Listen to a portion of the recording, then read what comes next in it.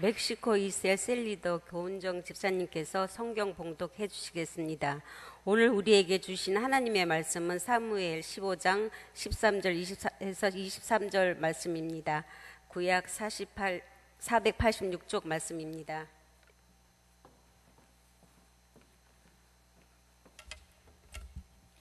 전령이 다윗에게 와서 말하되 이스라엘의 인심이 다 압살롬에게로 돌아갔나이다 한지라.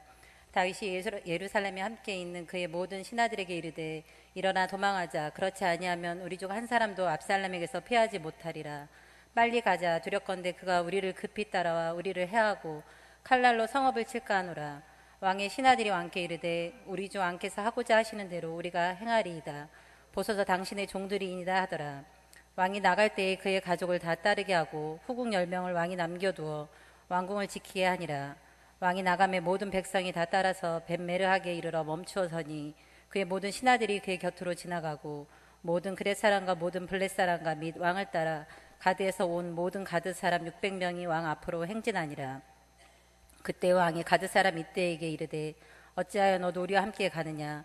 너는 쫓겨난 나그네이니 돌아가서 왕과 함께 내 곳에 있으라. 너는 어제 왔고 나는 정처 없이 가니 오늘 어찌 너를 우리와 함께 떠돌아다니게 하리요. 너도 돌아가고 내 동포들도 데려가라. 은혜와 진리가 너와 함께 있기를 원하노라 하니라.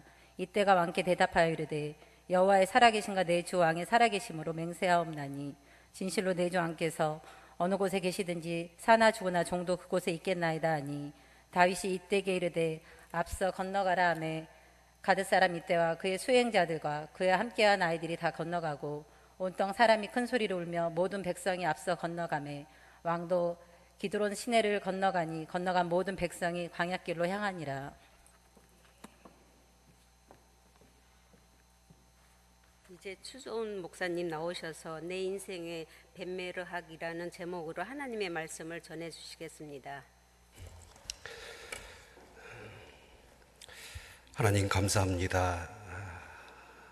지난 3일간 하나님의 은혜 가운데 그 화평을 누리다가 다시 하나님의 성전으로 우리 가운데 인도하여 주시니 감사를 드립니다. 이 시간 말씀으로 우리 가운데 임재하여 주시옵시고 주의 율례와 법도를 가르쳐 주시고 깨닫게 하여 주시고 그 계명의 길로 행하게 하여 주시옵소서.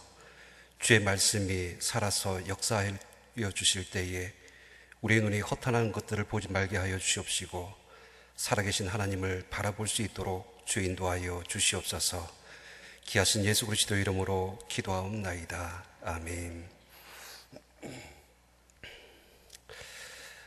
오늘 본문 사무엘하 15장 말씀은 다윗 왕과 그리고 그의 아들 압살롬이 그 아버지 다윗 왕을 거슬려서 반역을 하고 있는 말씀을 기록을 하고 있습니다. 특별히 이제 이 내용이 15장에서부터 17장까지 이어지고 있습니다. 아들이 아버지를 죽이려고 하는 그 상황, 그리고 아버지는 차마 그 아들과 싸울 수가 없어서 맨발로 눈물을 흘리면서 예루살렘 성을 이제 도망치는 이제 그런 상황들이 오늘 본문 속에 기록되어져 있습니다. 그럴 때 이제 오늘 우리가 먼저 이런 일들이 어떻게 일어나게 되는 것인가에 대해서 먼저 좀 살펴보기를 원합니다. 오늘 성경 본문 15장 1절 말씀을 좀 봐주시면요. 여러분 오늘 이제 아마 영상 장비를 점검을 하고 있어서 자막이 없을 거예요. 그래서 여러분들 가지고 있는 성경책을 다 펼쳐 주셔야 됩니다. 자, 15장 1절 말씀을 보시면 그 후에 압살롬이 자기를 위하여 병거와 말들을 준비하고 호위병 50명을 그 앞에 세우니라. 그러니까 이 말씀이 그 후에라는 말씀으로 시작하는 것을 볼 수가 있습니다. 그럴 때 이제 그 이전에 어떤 일들이 일어났는가가 이제 중요한 것이죠. 그 내용이 이제 13장과 14장에 나와 있습니다. 어떤 말씀이냐면 바로 그 다윗의 그 셋째 아들이었던 압살롬이 첫째 아들이었던 암논을 죽이는 사건. 여러분 그 다윗에게는 많은 자녀들이 있었어요. 첫째가 암논, 그 다음에 둘째가 길르압은 이제 올에서 죽죠. 그리고 셋째가 압살롬, 넷째가 아도니아, 다섯째가 우리가 잘 아는 솔로몬입니다. 그 외에도 14명의 그 자녀들이 있었습니다. 근데 이제 그 앞에 13장, 14장 말씀해 보면 압살롬이라는 셋째 아들에게 다말이라는 누이가 있었어요.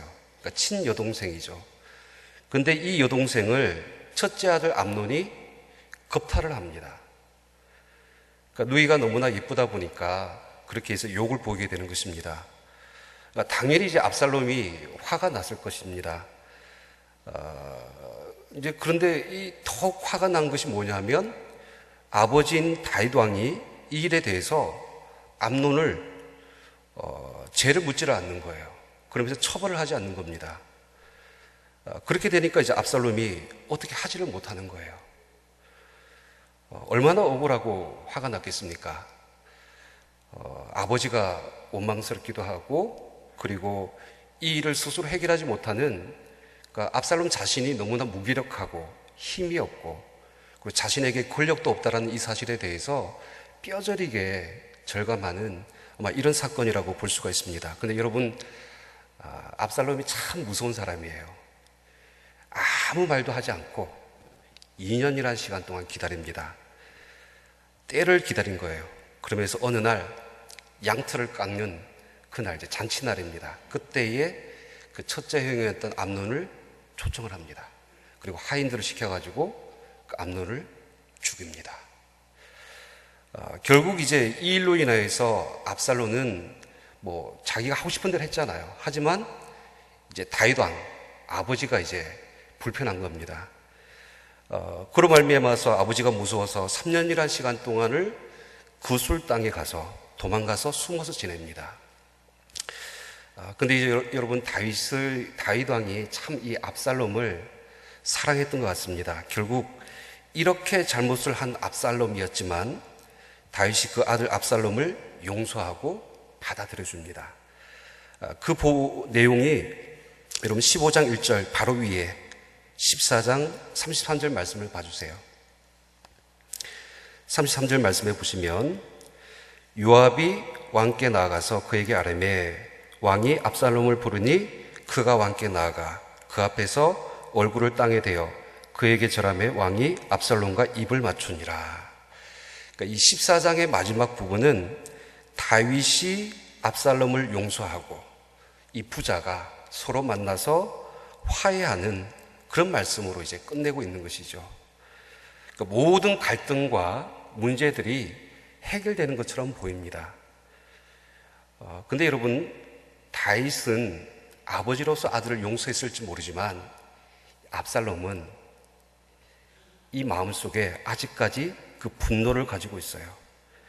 압살롬은 이때부터 이제 다윗을, 아버지를 죽이고 반역을 꾀하려는 준비를 하기 시작합니다. 그럴 때 여러분 이제 보세요. 오늘 본문 사무엘하 15장 1절 말씀 다시 한번 보시겠습니다. 우리 같이 읽습니다. 시작.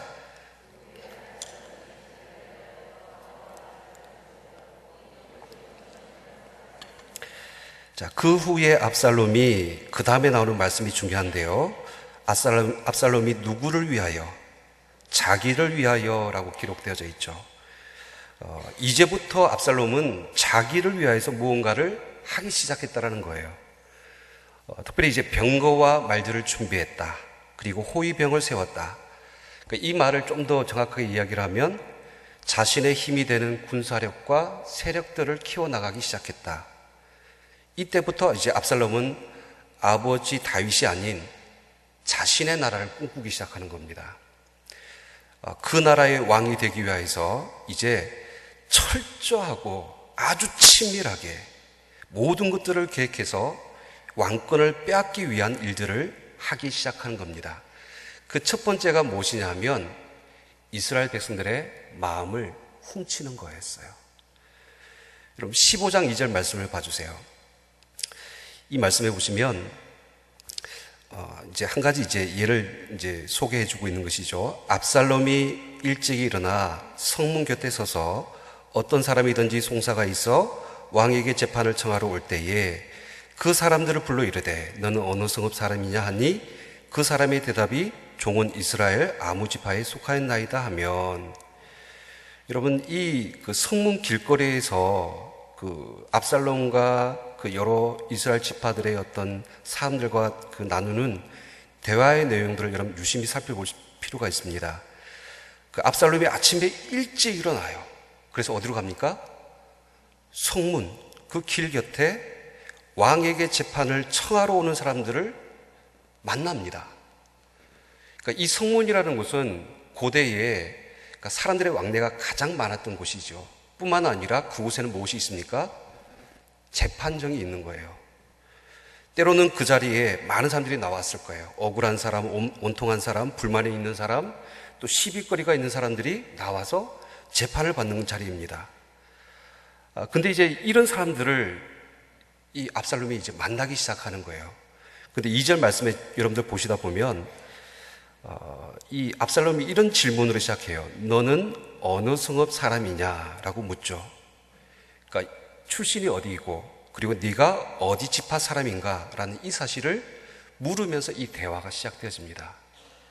그러니까 이 내용이 뭐냐 하면 압살롬이 그만큼 그 사람이 속해 있는 지파가 어디인지를 알고 그에 맞게 그 사람의 성향, 그 사람의 기호, 그리고 그 사람에게 맞게 반응해서 지혜롭게 또 배려 있는 그런 재판을 하고 있다는 사실을 우리에게 말씀하고 있는 것입니다. 그러니까 이제 사람들이 얼마나 이제 좋아했겠습니까? 왕의 아들이지 않습니까?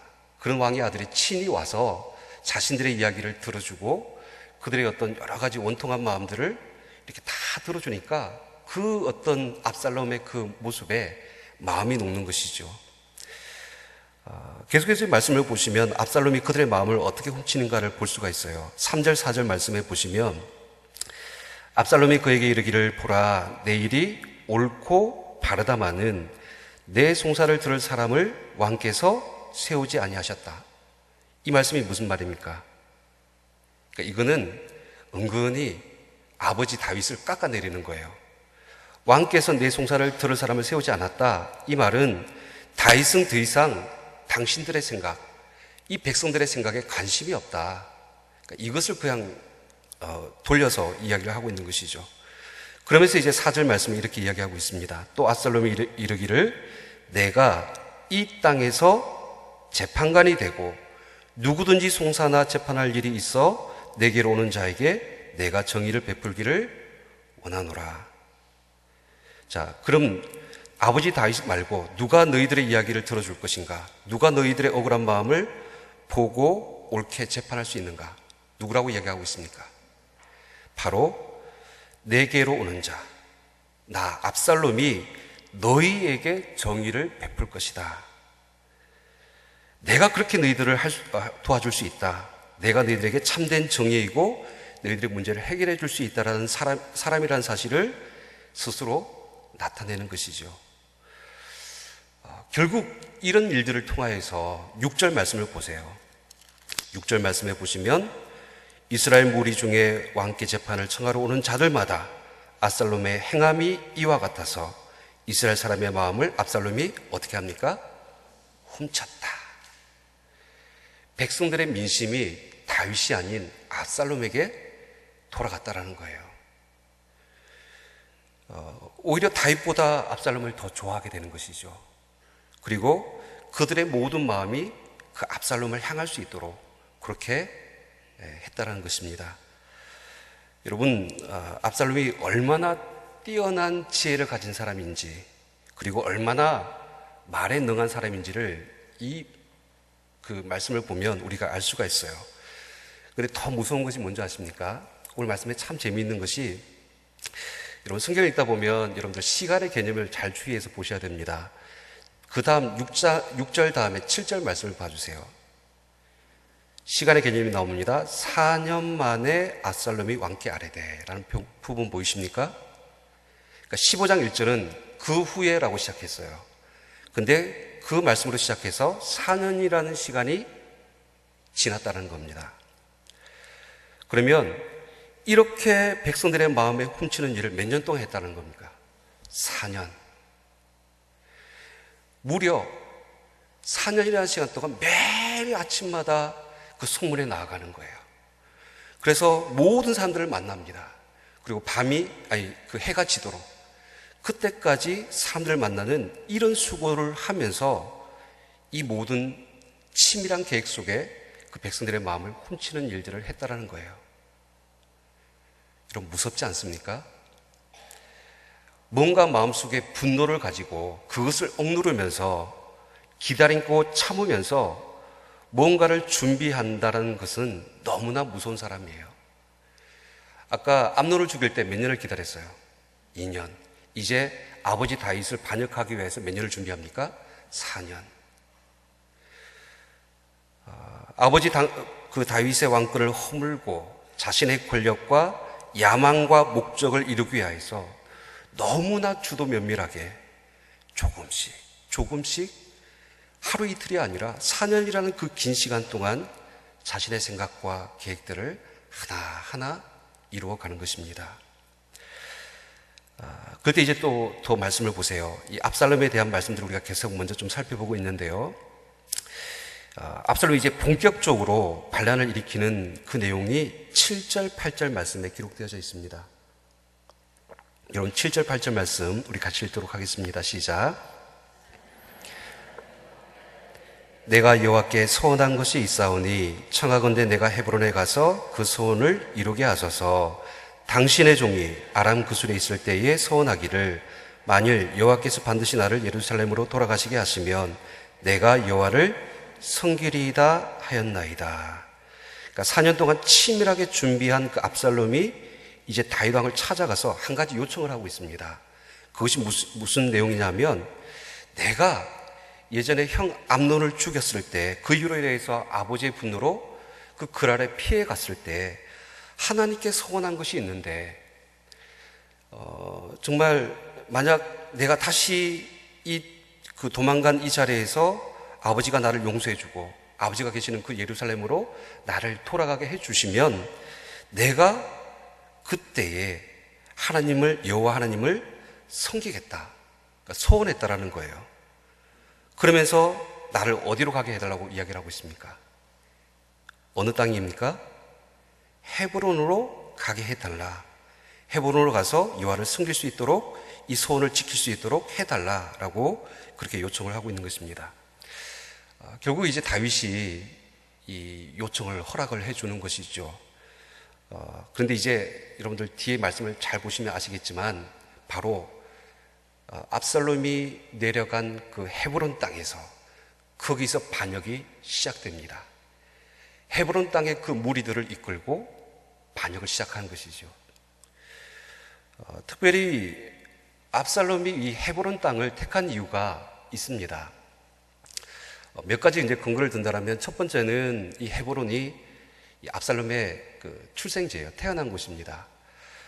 아무래도 누구보다도 자신을 더 지지해주는 지역적인 이해를 가지고 있는 곳이 이 헤브론 땅이라고 할 수가 있습니다. 두 번째는 좀 이 정치적인 이유가 있는데요. 그러니까 이것을 설명드린다라면, 여러분, 과거에 그 사울 왕이 죽고 나서 다윗이 바로 이스라엘의 그 통일 왕국의 왕이 되지 않습니다. 잠시 헤브론이라는 곳에 내려가서 이 유다의 왕이 됩니다. 근데 이제 시간이 흘러서 그 이스라엘 12지파가 다 다윗을 찾아와 가지고 기름 부어서 이스라엘의 왕으로 삼잖아요. 그럴 때에 다윗은 수도를 옮깁니다. 어디에서? 헤브론에서 예루살렘으로. 자, 그랬을 때에 헤브론 사람들은 어땠을 것 같습니까? 섭섭했을 거예요. 왜냐하면 그들 입장에서 보면 하루아침에 권력의 핵심에서 멀어진 것이죠. 다윗으로부터 그들이 어느 순간에 이제 팽당했다라는 이제 이런 섭섭한 마음들이 그들 가운데 있었을 것입니다. 지금 이제 압살롬이 이런 치욕 감정을 이용을 하고 있는 거예요. 우리가 대통령 선거할 때 지역 감정을 이용하는 거, 이것이 성경에 기록되어져 있는 거예요. 그러니까 압살롬이 얼마나 지략가이냐면 그 사람들의 그 마음속에 잠재되어 있는 섭섭한 마음들을 끄집어내는 것이죠. 그래서 다윗 왕이 아닌 자신에게 그 마음이 옮겨지도록. 제가 경상도지 않습니까? 김천이에요. 지금 그 김천에 사드가 배치되어지고 있어요. 예전에 제가 대학생 때인가 저희 마을에 큰 수해가 났습니다. 산사태가 났어요. 그래서 그 뉴스를 접하고 제가 이제 시골에 내려갔어요. 근데 우리 시골 마을에 들어가는 그 길도 너무 이렇게 수해가 심해가지고 심지어 차가 못 들어가서 걸어서 이렇게 들어갔습니다. 근데 이제 그 수해단 우리 집을 막 이렇게 수리해주고 이제 나오는데, 저희 집이 어디냐면 김천인데 이쪽으로 가면 경상남도고 이쪽으로 가면 전라북도입니다. 바로 이 무주가 바로 옆에 있어요. 올 때는 무주 쪽으로 건너왔어요. 근데 그쪽으로 오다 보니까 수해 복구가 너무 빠르게 일어나고 있는 거예요. 제 마음속에 어떤 마음이 생기냐면, 이거 뭐지? 갑자기 경상도하고 전라도하고 이런 막 지역 감정이 갑자기 내 속에서 살아나면서 왜 전라도는 빨리 복구해주고 경상도는 늦게 복구해주는 거지? 막 이런 마음들이 생기더라고요. 그러니까 이런 마음들을 이용을 하는 거예요. 그러니까 압살롬이라는 사람이 얼마나 정치적이고 얼마나 그렇게 사람들의 그 마음을 잘 헤아리는지를 우리가 잘 볼 수가 있는 것이죠. 근데 이제 보세요. 아까 이제 읽었던 우리의 7절, 8절 말씀에 보면 이 압살롬이 어떤 모습을 보이냐면, 심지어 여호와의 이름을 이용하면서까지 자신의 목적을 이루기 위해서 다윗도 속이고 하나님도 기만하고 있다는 겁니다. 내가 하나님 앞에 예배드리기 위해서, 내가 하나님 앞에 섬기기 위해서, 내가 서운한 것을 갚기 위해서 이 헤본으로 가겠다라고 이야기를 하고 있죠. 하지만 정말 그 마음속에는 하나님 때문에 가는 것이 아니에요. 어떤 신학의 어떤 이유 때문에 그것이 가는 것이 아니라 오로지 정치적인 목적, 자신의 그 야욕을 이루기 위해서 하나님의 이름을 수단과 방법으로 이용하고 있는, 하나님을 두려워하지 않는 이 압살롬의 모습을 우리에게 보여주고 있는 것입니다.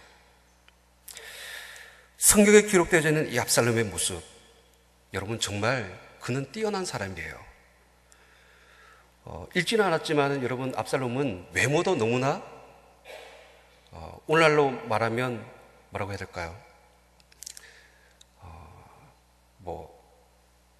F4? 너무나 아름답다라고 성경이 기록하고 있잖아요. 그 외모뿐만 아니라 머리도 좋습니다. 그리고 언변도 뛰어납니다. 사람들의 마음과 심리를 알고 그 마음을 훔칠 수 있는 지혜도 그에게 있었어요. 세상적으로 보면 너무나 뛰어나고 다 훌륭하고 무엇 하나 좋지 않는 것이 없는 그런 사람임에도 불구하고 자기가 마음먹은 것을, 계획한 일을 어떻게든지 이뤄내는 강한 열정과 신념을 가지고 있는 사람임에도 불구하고, 여러분, 이러한 그에게, 압살롬에게 하나님이 없어요. 이것이 그에게 가장 큰 문제입니다. 그의 뛰어난 지혜는 하나님이 없었습니다. 그의 모든 계획 속에도 하나님이 없었습니다. 그에게는 열심이 있었어요. 하지만 그 열심 속에도 하나님이 없는 열심이었습니다. 4년 동안 매일 아침마다 그 성문에 나아갈 정도로 대단한 열심을 가지고 있었지만은 이 모든 열심도 하나님이 아닌 자기를 위한 일들이었다는 것이죠. 사랑하는 성도 여러분, 성경이 오늘 압살롬을 통하여서 우리에게 보여주는 가르침이 있다면, 이 압살롬이 마치 이 세대의 수많은 사람들, 심지어 우리 그리스도인조차 이 압살롬의 인생을 따라서 쫓아서 살아가고 있다는 거예요. 우리는 저마다 자기의 지혜, 자기의 능력, 자신의 계획, 자신의 열정을 가지고 하나님이 없는 자기를 위한 일들을 하고 있을지 모릅니다. 심지어 우리 그리스도인들조차도 말로는 압살롬처럼 하나님을 섬기기 위한 일이라고 말을 하면서 정작 그 내면의 그 깊은 곳에는 자신의 목적을 숨기면서 하나님을 속이고 기만하는 그런 모습들이 우리 가운데 있습니다. 하나님이 없는 지혜와 능력과 열심을 가지고 자신의 일을 도모하고 악을 행하고 자신의 목적을 이루려고 하는 압살롬의 영이 지금 저와 여러분들에게 있는 거예요. 저는 오늘 말씀을 묵상하면서 이런 생각을 해보았습니다. 단순히 오늘 성경 말씀을 보면 이 압살롬의 반역은 그가 한 개인이 왕이 되는 문제를 이야기를 하고 있는 것이 아닌 것 같아요.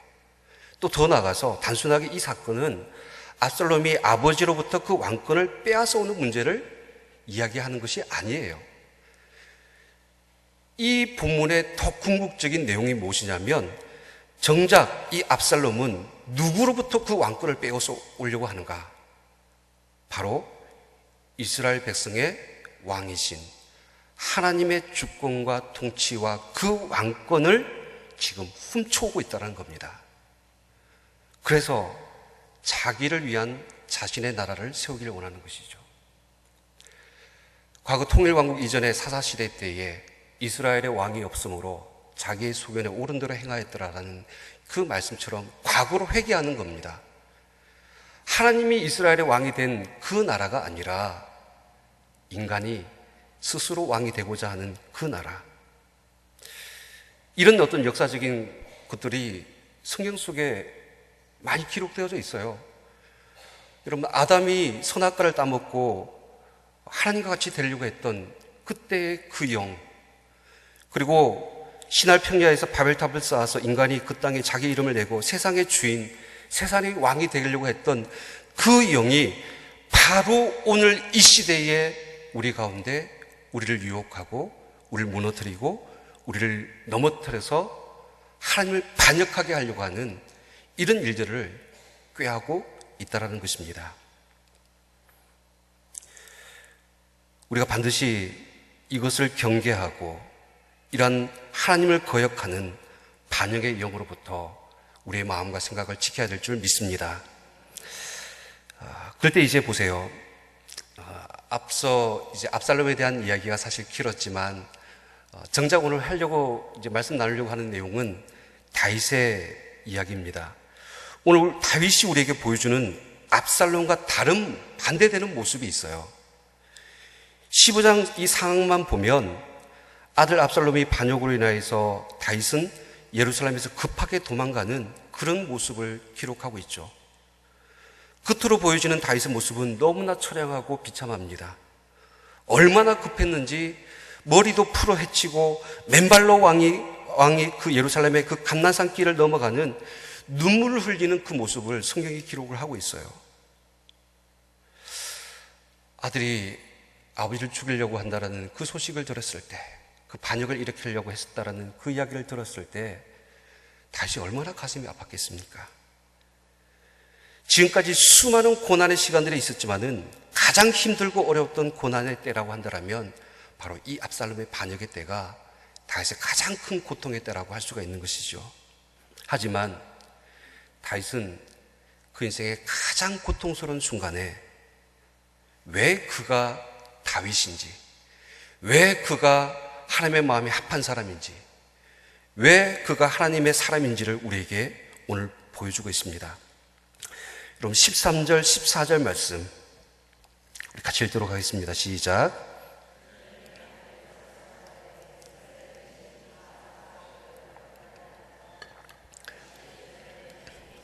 그의 모든 신하들에게 이르되 일어나 도망하자. 그렇지 아니하면 우리 중 한 사람도 압살롬에게서 피하지 못하리라. 빨리 가자 두렵건대 그가 우리를 급히 따라와 우리를 해하고 칼날로 성읍을 칠까 하노라. 상황이 얼마나 급박한지를 이제 이 말씀을 보면 우리가 알 수가 있어요. 이스라엘 백성들의 마음이 압살롬에게 돌아갔다라는 이 소식을 듣고 다윗은 예루살렘 성을 떠나서 도망을 갑니다. 근데 여러분, 우리가 한번 좀 생각해 볼 필요가 있는 부분이 있어요. 뭐냐면 예루살렘은 어떤 곳이냐면 천연의 요새입니다. 과거 그 이스라엘 백성들이 출애굽해서 가나안 땅을 정복했을 때에 그 모든 땅을 다 정복했는데 이 예루살렘 땅은 여부수 족속이 살고 있었는데 정복하지 못했어요. 오랜 시간이 지나서 다윗 왕 때에 와서야 비로소 이 땅을 정복하게 된 것이죠. 그만큼 공략하기가 힘든 천연의 요새입니다. 그냥 그 안에 가만히 있으면 방어하기가 너무나 좋은 곳이에요. 압살롬이 반역을 일으켰을 때에 오히려 그 성 안에서 가만히 그냥 방어만 해도 그것이 더 유리한 겁니다. 그런데 지금 어떻게 하고 있습니까? 다윗이 스스로 그 성을 뛰쳐나가는 거예요. 그래서 도망가는 것이죠. 이 본문의 말씀만 보면 다윗이 무서워서 겁을 먹어서 도망갔을 것이다, 이렇게 여겨질 수 있어요. 하지만 여러분, 이 이면에 이유가 있습니다. 그것이 무엇이냐면 다윗이 가지고 있는 어떤 하나님에 대한 말씀이 있어요. 그것이 뭐냐면 과거 다윗이 그 우리아의 아내 밧세바를 범하지 않습니까? 그럴 때 나단 선지자가 와서 이 다윗을 이렇게 질책을 합니다. 그때에 사무엘하 12장 10절 말씀에 보면 어떻게 기록되지 않냐면 칼이 내 집에 영원토록 떠나지 아니하리라. 이 말씀을 다윗이 기억을 하고 있는 거예요. 그러면서 이제 다윗은 지금 이 모든 일들, 압살롬이 반역한 이 사실을 무엇으로 받아들이냐면 하나님 앞에 범죄한 자신을 향한 하나님의 징계로 받아들인다는 거예요. 그래서 이것을 인간적인 방법으로 대처하지 않는 겁니다. 그냥 성 안에 이렇게 머물러 있으면서 그것에 대적하여서 스스로의 생명을 구하는 그런 어떤 모습을 취하지 아니하고 그냥 하나님의 그 징계를 순응하면서 받아들입니다. 그러면서 인간이 쌓아놓은 그 성을 의지하지 아니하고 하나님 앞에 전적으로 자기를 맡기면서 그 성을 떠나는 것입니다. 이것이 다윗과 압살롬의 다른 첫 번째 지점입니다. 압살롬은 자기의 지혜를 믿었어요. 자기의 능력을 믿었어요. 상황을 바꾸기 위하여서 인간적인 방법과 모든 수단들을 다 동원했어요. 하지만 다윗은 하나님의 뜻에 자신을 복종시키고 어떠한 인간적인 수단과 방법도 택하지 아니하고 오직 하나님의 처분만 따르면서 그대로 자신을 내어 맡기는 것이죠. 이것이 신앙의 모습입니다. 또 두 번째 보세요. 17절에서 18절 말씀 우리 같이 읽겠습니다. 시작. 왕이 나가매 모든 백성이 다 따라서 벳메르하게 이르러 멈추었으니 그의 모든 신하들이 그의 곁으로 지나가고 모든 그렛 사람과 모든 블렛 사람과 및 왕을 따라 가드에서 온 모든 가드 사람 600명이 왕 앞에 행진하니라. 이 말씀을 보시면 다윗이 예루살렘을 도망가는 그 순간에 다윗과 함께 따라 나서 많은 사람들이 있었는데 그 중에 어떤 사람들이 있었는고 하니 그렛 사람, 블렛 사람, 가드 사람 600명이 다윗과 함께 따라 나왔다. 여러분, 이 사람들은 누굽니까? 이스라엘 백성들이 아니에요. 이방인들입니다. 압살롬과 다윗이 싸우는 그 상황과 무관한 사람들입니다. 가만히 있으면 돼요. 굳이 따라 나서지 않아도 되는 사람들입니다. 근데 그런 사람들이 지금 다윗을 쫓아서 그 도피길을 함께 가고자 하고 있다는 거예요. 무슨 뜻입니까? 사실은 이 선택으로 말미암아 그들이 나중에 잘못되면 죽을 수도 있다는 거예요.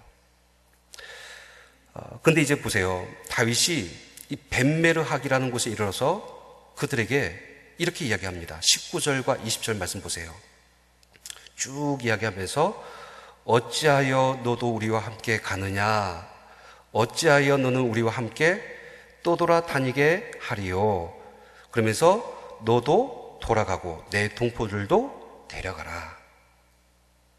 여러분, 다윗은요, 그 모든 사람들을 그냥 다시 돌아가라 라고 이야기를 합니다. 여러분, 이 선택은요, 상식적인 판단이 아닙니다.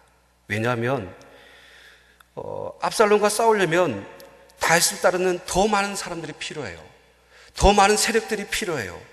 한 사람이라도 아쉬울 그때에 다윗은 그 사람들을 다 지금 돌아가라라고 이야기를 하고 있는 것이죠.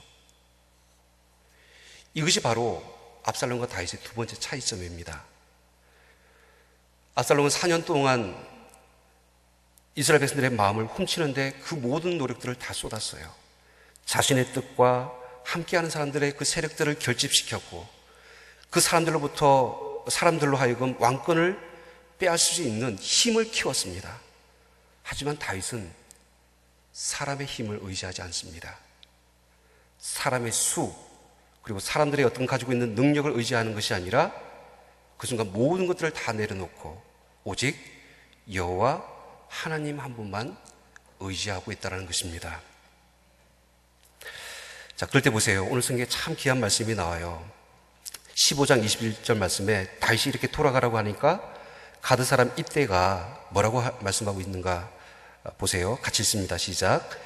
이때가 왕께 대답하여 이르되 여호와의 살아계심과 내 주 왕의 살아계심으로 맹세하옵나니 진실로 내 주 왕께서 어느 곳에 계시든지 사나 죽으나 종도 그곳에 있겠나이다 하니.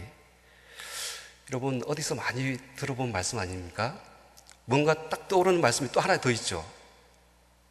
룻기. 여러분 룻기서 1장 16절 말씀에 나오미가 며느리들을 다 돌아가라고 했을 때에 룻이 그 어머니를 만류하면서 뭐라고 이야기합니까? 어머니를 따르지 말고 돌아가라 강건하지 마옵소서. 어머니의 백성이 나의 백성이 되고 어머니의 하나님이 나의 백성이 되시리니. 룻이나 이때는 단순히 지금 사람을 선택하는 것이 아닙니다. 어머니 그 나오미에게 효도하기 위해서 그 선택을 한 것도 아니고 다윗에게 충성하기 위해서 그 다윗을 선택한 것도 아니에요.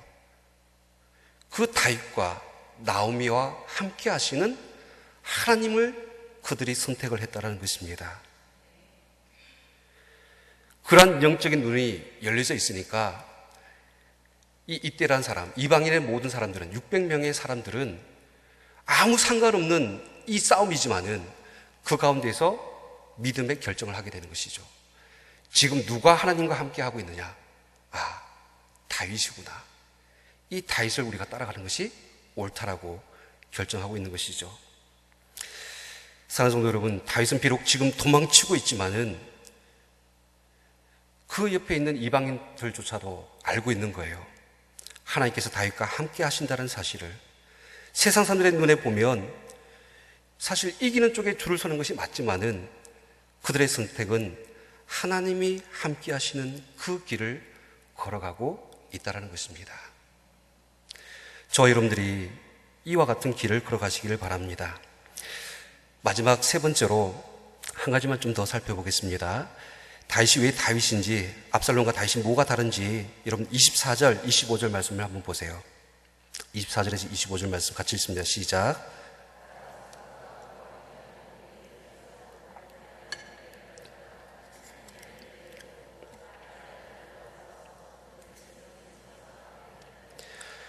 왕이 사독에게 이르되 보라 하나님의 길을 성읍으로 도로 메어 가라. 만일 내가 여호와 앞에서 은혜를 입으면 도로 나를 인도하사 내가 그 궤와 그 계신 데를 보이시리라. 여러분 다윗이 예루살렘 성을 빠져나올 때에 또 다른 사람들을 만납니다. 누구냐면 제사장 사독과 레위 사람들이 다윗을 기다리고 있습니다. 무엇을 가지고 기다리고 있습니까? 언약궤, 법궤를 가지고 기다리고 있는 거예요. 여러분 이스라엘 역사에서 법궤는 왕의 권위 그리고 왕의 정통성을 인정하는 상징적인 의미를 가지고 있는 겁니다. 심지어 이 법궤는요 승리의 상징이기도 합니다. 과거에 전쟁에서 이스라엘 백성들이 가나안 땅을 정복 전쟁할 때에 모든 그 앞에 법궤가 앞에 나갔어요. 그 법궤가 있는 곳은 무조건 승리를 하였습니다. 어떻게 보면 도망치는 다윗에게 이 법궤는 무엇보다도 중요하고 무엇보다도 그에게 필요한 어떤 상징되는 것이라고 할 수가 있어요. 그런데 다윗이 지금 어떻게 하고 있습니까? 다시 하나님의 궤를 도로 메어서 본래 있던 곳에 갖다 놓아라. 이런 결정을 하고 있는 것이죠. 이것이 압살롬과 다윗의 세 번째 차이점입니다. 압살롬은 하나님의 서원과 그 이름을 빙자해서 자신의 목적을 위하여서 하나님을 수단화했고 자신의 신앙을 도구화했지만은 다윗은 그렇게 하지 않습니다. 25절 말씀을 다시 보세요. 이 말씀을 보면 다윗이 이런 표현을 써요. 만일 내가 여호와 앞에서 은혜를 입으면 도로 나를 인도하사 내가 그 궤와 그 계신 데를 보이시리라. 이 법궤 자체가 중요한 것이 아닙니다. 내가 지금 하나님 앞에 은혜를 입는 것이 더 중요하다라고 이야기를 하고 있어요. 그래서 그 하나님께서 나를 불쌍히 여기셔서 나를 인도하여 주신다라면 다시 이 법궤가 있는 그곳으로 나를 다시 돌아오게 하실 것이다 라는 이 믿음을 다윗이 가지고 있었던 것입니다. 하나님을 이용하지 않아요. 그는 하나님을 신뢰합니다. 하나님을 향한 강한 믿음으로 그 가장 고통스러운 순간에 사람들이 할 수 없는 상식적인 다른 판단을 하고 있고 믿음의 선택을 하고 있는 다윗의 모습을 우리에게 보여주고 있습니다. 여러분, 말씀을 정리합니다. 압살롬과 다윗의 모습, 이 모습이 사실 우리 안에 교차하고 있어요. 지금 다윗은 모든 것들이 다 무너내리는 것 같고 그동안 경험했던 어떤 고난보다도 더 극한 고통 가운데 있지만은 가장 결정적인 그 순간에 다윗이 예루살렘을 떠나서 벳메르학이라는 그 땅을 지날 때에 자기를 둘러싸고 있는 그 견고한 성과 그 예루살렘의 부유함과 그 모든 인간의 방법들을 다 내려놓습니다. 수많은 사람들과 세력들과 인간적인 그 방법들을 다 끊어버립니다. 법궤라는 신앙의 형식과 그 모습이 아니라 그 내면 깊은 곳에서 온전히 하나님의 은혜를 구하고 신뢰하는 위대한 신앙의 선택과 결정을 다윗이 하고 있다는 것입니다. 저와 여러분들에게 이 벳메르학의 은혜가 있기를 원합니다. 상황에 치우치지 마세요. 아무리 고난스럽다라고 해서 우리의 믿음이 흔들려서는 안 됩니다. 하나님께서 주시는 그 지혜, 그 방법, 그 하나님의 뜻을 우리가 날마다 성찰할 때에 우리는 내 방법, 내 생각이 아니라 지금 나와 함께 하시는 하나님을 의지하시고 선택하시길 바랍니다. 그럴 때에 하나님께서 다시 다윗을 회복시켜 주셨던 것처럼 우리의 삶을 회복시키시고 다시 승리케 하여 주실 줄 믿습니다. 우리 이 시간 함께 통성으로 기도하도록 하겠습니다. 하나님, 우리 안에 압살롬처럼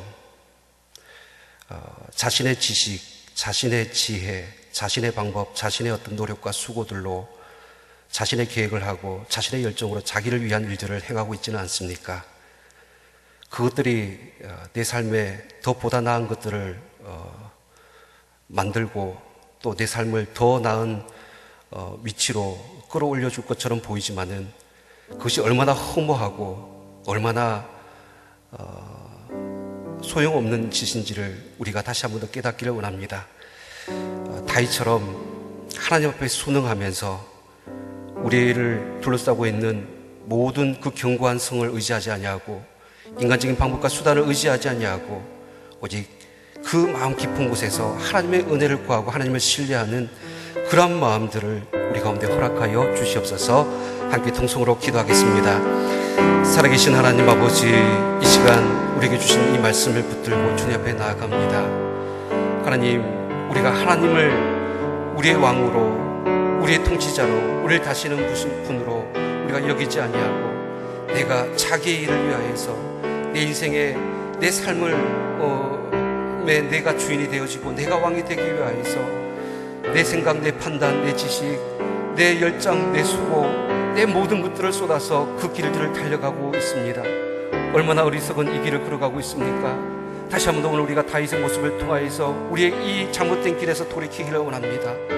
다윗이 그 예루살렘 성을 의지하지 아니하고 사람들의 방법과 수를 의지하지 아니하고 법궤를 의지하지 아니했던 것처럼 오직 우리 내면의 깊은 곳에서 우리와 지금도 함께 하시고 지금 우리와 동행하시며 그 가장 어려운 순간에 우리를 붙들어 주시고 우리의 삶의 길을 인도하여 주시는 하나님을 바라보고 의지할 수 있는 이 믿음을, 다과 같은 이 믿음을 우리에게 허락하여 주시옵소서. 이어서 기도합니다. 나라와 민족을 위해서 함께 기도해 주시고 특별히 몸된 교회를 위해서 기도해 주실 때에 하나님, 우리 교회가 만천백의 비전을 속히 이룰 수 있도록 인도하여 주시옵소서. 우리 교회 리모델링과 주차장 확장을 통하여서 이제 하나님의 아름다운 성전을 새롭게 단장하기를 원합니다. 더 큰 부흥을 예배하기를 원합니다. 이 모든 일들이 성도들의 아름다운 헌신과 눈물의 기도로 하나님 은혜 가운데 순적하게 이루어질 수 있도록 기도해 주시길 바랍니다.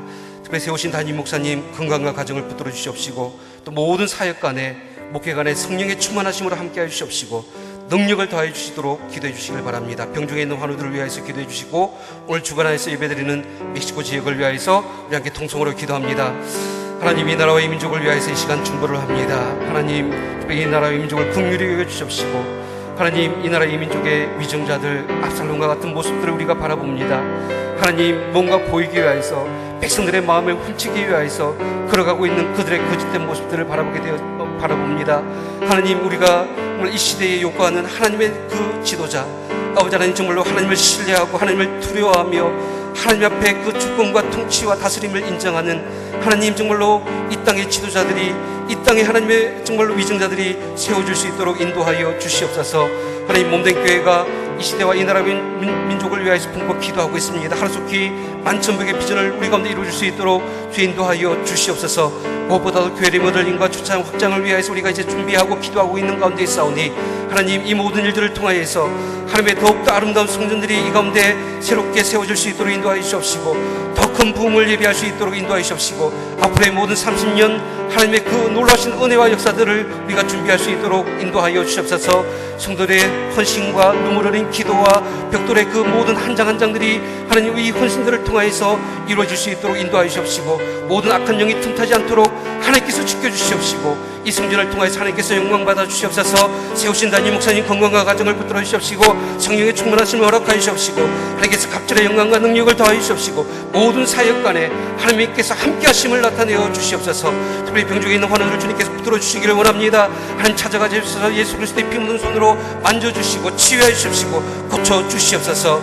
오늘 주간에서 예배드리는 멕시코 지역이 날마다 모이기를 힘쓰며 예배하며 하나님의 선한 일들을 도모하며 우리 멕시코 지역을 통해서 그리스도의 복음의 능력을 나타낼 수 있도록 주 인도하여 주시옵소서. 예수 그리스도의 이름으로